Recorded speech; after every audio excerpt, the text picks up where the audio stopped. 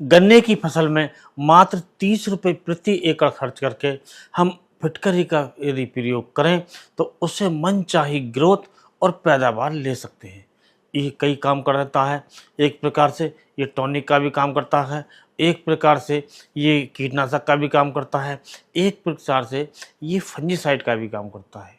तो दोस्तों, इस वीडियो को आप विस्तृत रूप से पूरा देखें, क्योंकि पूरा देखने से आपको पूरी जानकारी मिलेगी और आधी जानकारी लेने से हमारे फायदे की जगह नुकसान भी हो सकता है। तो ये जो फिटकरी है, इसका प्रयोग हम किस प्रकार करें, कैसे करें, कितनी मात्रा में करें और इसके प्रयोग करने का क्या तरीका है, तो आज के वीडियो में इसे विस्तार से जानेंगे। तो दोस्तों, सबसे पहले बात आती है कि इसका प्रयोग की आवश्यकता क्यों पड़ी, या अर्थात इसका प्रयोग हम क्यों करें। तो सबसे पहले बात आती है कि जो हमारी ज़मीन होती है उसका पीएच मान होता है ज़्यादा, अर्थात जो हमारी ज़मीनी क्षारीय होती है तो वहाँ पर हम इसका प्रयोग कर सकते हैं, या फिर हमारी जो पानी है उसका टीडीएस ज़्यादा है तो उसमें हम प्रयोग कर सकते हैं, क्योंकि टीडीएस का प्रयोग यदि ज़्यादा है हमारी ज़मीन पानी में और उसका प्रयोग हम यदि हम गन्ने की फसल में या दूसरी फसलों में देने में करते हैं तो जो पोषक तत्व होते हैं उनकी मात्रा हमारे पौधे ज़मीन से नहीं ले पाते हैं।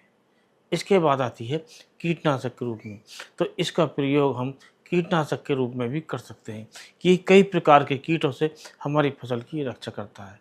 उसके बाद आती है फंजीसाइड के रूप में। तो ये एक प्रकार से फंजीसाइड का भी काम करता है, अर्थात ये एक प्रकार से फफूंदीनाशक भी है और विभिन्न प्रकार के जो फफूंदी जनित रोग होते हैं उनसे हमारी फसल की रक्षा करता है।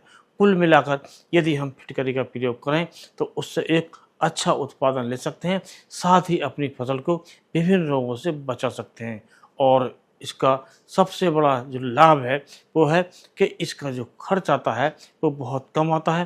प्रति एकड़ मात्र 30 रुपये का आप खर्च करके आप ज़्यादा लाभ कमा सकते हैं, क्योंकि जो फिटकरी का जो मूल्य होता है बाज़ार में लगभग 30 रुपये के आसपास ही होता है। और सामान्य रूप में हम फिटकरी का जब प्रयोग करते हैं तो 1 किलोग्राम प्रति एकड़ के हिसाब से करते हैं, तो उसका जो फ़ायदा है हमें मिलता है। और हमारा जो फिटकरी है इसका प्रयोग के तरीके हैं और इसके कुछ लिमिटेशन भी हैं, अर्थात इसका जो प्रयोग है हमें कहाँ करना चाहिए, कहाँ नहीं करना चाहिए और किस मात्रा में करना चाहिए। तो आज के वीडियो में विस्तार से इस बात को जानेंगे और अपनी फसल को विभिन्न प्रकार के जो फफूंदी जनित रोग हैं या कीट हैं उनसे बचा सकते हैं। साथ ही जो हमारा विभिन्न प्रकार के जो ज़मीन में पोषक तत्व पड़े रहते हैं, माइक्रोन्यूट्रिएंट्स पड़े रहते हैं और वो ज़मीन में फिक्स होता है और उस पौधे हमारे नहीं ले पाते हैं। यदि हम फिटकरी का प्रयोग करते हैं तो इसका जो प्रयोग है इसके मात्र करने से हमारा जो पोषक तत्व ज़मीन में पड़े रहते हैं वो हमारे पौधों को मिलने शुरू हो जाते हैं और हमारा जो फिटकरी है एक अच्छा काम करना शुरू कर देती है और पौधे अपना अच्छा विकास शुरू कर देते हैं। साथ ही भिन्न प्रकार के जो फंगस के रोग हैं, भिन्न प्रकार के जो कीटक हैं वो इससे नष्ट हो जाते हैं।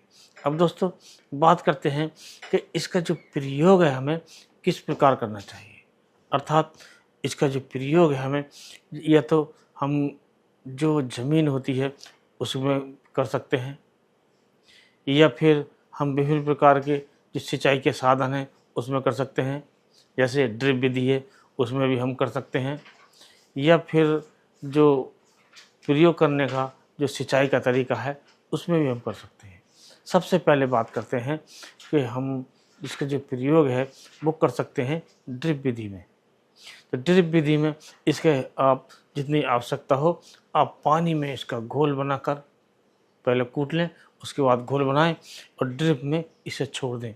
तो धीरे धीरे ड्रिप के साथ जो पानी की ड्रिप होती है उसके द्वारा ये हमारी ज़मीन में फैल जाता है और हमारे पौधे की जड़ों में जब फैल जाता है तो ये अपना काम शुरू कर देता है, चाहे वो फर्टिलाइज़र के रूप में हो या फंजीसाइड के रूप में है या फिर ये कीटनाशक के रूप में हो। तो ये अपना पूरा काम करता है। अब दोस्तों बात करते हैं कि इसका जो दूसरा क्या तरीका है। तो दूसरा तरीका होता है जब हमारे सिंचाई चालू हो जाती है, जब हम सिंचाई करते हैं और जहाँ से पानी स्टार्ट होता है वहाँ से हम इसे जो पानी स्टार्ट होता है वहाँ पर एक बारीक सूती कपड़े में लटका दे देते हैं, या जो जूट की बोरी होती है उसमें भी डालकर इसके टुकड़े को हम वहाँ डाल सकते हैं।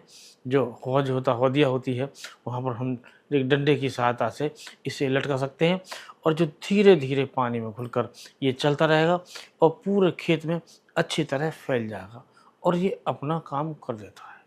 तो दोस्तों ये जो काम करता है वो कैसे करता है? तो दोस्तों इसका जो काम करने का तरीका है, जब हम इसे अपनी ज़मीन में प्रयोग करते हैं तो जो ज़मीन हमारी ज़्यादा पीएच मान ज़्यादा होता है, तो पीएच मान जब ज़्यादा होता है ज़मीन का, तो उस ज़मीन में जो हमारे पौधे होते हैं वो अपना न्यूट्रिएंट्स नीचे से नहीं खींच पाते हैं। जो विभिन्न प्रकार के पोषक तत्व पड़े रहते हैं उन्हें नहीं ले पाते हैं और इसका प्रयोग करने से ये आराम से वो पोषक तत्व लेना शुरू कर देते हैं, जिससे हमें फिटकरी का फ़ायदा मिलता है। दूसरा बात होती है जो हमारा जल जिसका टीडीएस ज़्यादा होता है उसका हम प्रयोग करते हैं, तब भी हमारा ये काम कर पाता है। और यदि हम फिटकरी का प्रयोग करते हैं तो जो जल होता है ज़्यादा टीडीएस का, उससे भी इसे फ़ायदा मिलता है, क्योंकि ये जो प्रयोग होता है ये पानी के साथ ही होता है। इसके बाद इसका प्रयोग हम कर सकते हैं कीटनाशक के रूप में। कीटनाशक के रूप में विभिन्न प्रकार की जो चींटियाँ होती हैं और कई प्रकार के जो कीट होते हैं और जो दीमक होती है हमारी ज़मीन में, उससे हमारी फसल की रक्षा होती है। इसका प्रयोग करने से सारी दीमक नष्ट हो जाती है, चींटियाँ नष्ट हो जाती हैं और कई प्रकार के जो कीड़े मकोड़े हैं वो नष्ट हो जाते हैं। अब दोस्तों बात करते हैं कि इसका जो प्रयोग है हमें कितनी मात्रा में करना चाहिए। इसका जो हमें सामान्य रूप से प्रयोग जो हमें करना है, यदि हमारी ज़मीन का जो पीएच मान है, पीएच मान का बहुत ध्यान रखना है दोस्तों। जब पीएच मान यदि हमारा 5 है तो उसका प्रयोग हम 1 किलोग्राम प्रति एकड़ के हिसाब से कर सकते हैं।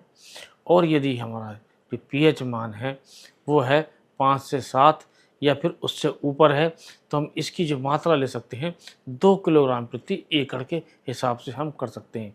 यदि पीएच मान 5 से कम है तो हमें कभी भी फिटकरी का प्रयोग नहीं करना चाहिए।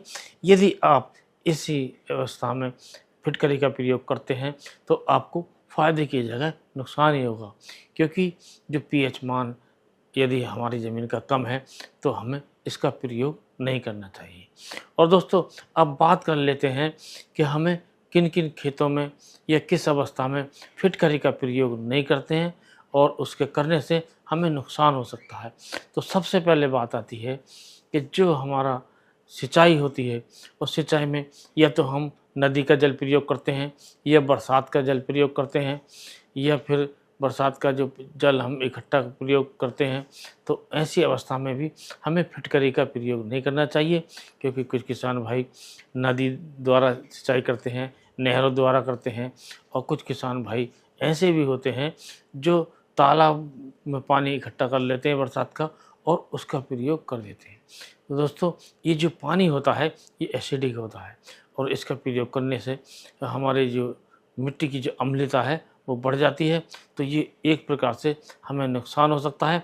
तो इसका प्रयोग हमें ऐसी अवस्था में नहीं करना चाहिए, अर्थात जब हमारी ज़मीन का पीएच मान ज़्यादा हो तभी हमें प्रयोग करना चाहिए। और यह हम जो सिंचाई के साधन हैं नलकूप द्वारा दे रहे हैं पानी, तब हमें इसका प्रयोग करना चाहिए।